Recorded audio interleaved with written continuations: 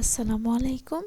আজকে আমি আপনাদের মাঝে তৈরি করে দেখাবো পোলাও, বিরিয়ানি, গ্রিল চিকেন এবং বারবিকিউ, এমনকি নানের সঙ্গে মজা করে খাওয়া যায় এমন একটি সালাদ তৈরি করে দেখাবো।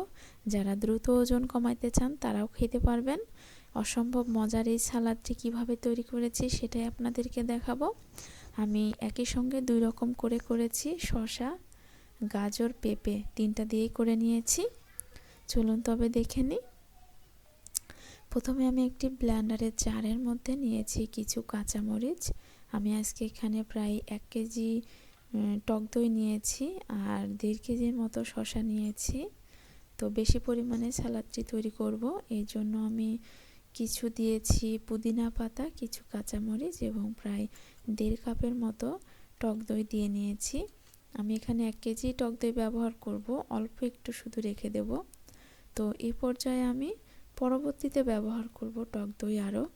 তো এগুলোকে আমি ভালো মতো করে ব্লেন্ড করে নিয়েছি। আপনারা চাইলে এটাকে হাতে পেস্ট করে দইয়ের সঙ্গে মিশাইতে পারেন। তো আমি একসঙ্গে মিশিয়েছি, তাহলে ফ্লেভারটা অনেক সুন্দর আসে এবং ভালো হয়। আপনারা চাইলে এটাকে শুধু কুচি করেও ব্যবহার করতে পারবেন টক দইয়ের মধ্যে। তো এ পর্যায়ে আমি কিছুক্ষণ ব্লেন্ড করে নেওয়ার পরে এখানে আমি দিয়েছি 3 টেবিল চামচ পরিমাণ চিনি দিয়েছি আর লবণ দিয়ে দিলাম 1 চা চামচ পরিমাণ। আমি আরও কিছু পরিমাণ দই দিয়ে নিলাম এখানে। নিয়ে আমি আরও 2-3টি কাঁচামরিচও দিয়ে দিয়েছি। মনে হচ্ছিল ঝালটা কম হবে, কারণ আমি এখানে একটু বেশি পরিমাণেই সালাদটা তৈরি করব। তো দেখুন, এ পর্যায়ে আমি সুন্দর মতো করে ব্লেন্ড করে নিয়েছি। তো এবার আমি বাটিতে ঢেলে বাটিতে নিয়ে নিব। নিয়ে এখানে আমি শসাটাকে গ্রেট করে রেখেছি, সেগুলো দিব। আমি শসার স্কিনটা ফেলে নাই, আপনারা চাইলে এটা শসার স্কিনটা ফেলে দিবেন, দিয়ে একটু গ্রেট করার শসার মধ্যে থেকে পানিটা ফেলে দিবেন। আমার একটু পানি পানি হলেই বেশি ভালো লাগে খেতে, আমি এই জন্য শসার পানিটা ফেলি নাই এবং স্কিনটাও ফেলি নাই।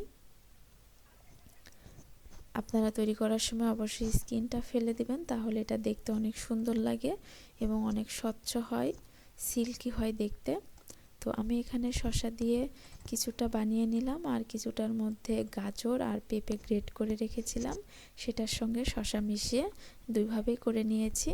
দুটাই খেতে মজা হয়েছে, বাট আমি একটু দুইভাবে করে নিয়েছি। আর আমার 1 কেজির মধ্যে থেকে প্রায় হাফ কাপের মতো দই বেঁচে গিয়ে সম্ভব মজার এই সালাদটি তৈরি হয়ে গেল। আপনারাও বাসায় ট্রাই করবেন, আশা করছি অনেক মজা হবে। আমারটা তো আলহামদুলিল্লাহ অনেক মজা হয়েছিল। প্লিজ যদি ভিডিওটি ভালো লাগে সাবস্ক্রাইব করে দিবেন, লাইক কমেন্ট শেয়ার করে দিবেন। আসসালামু আলাইকুম।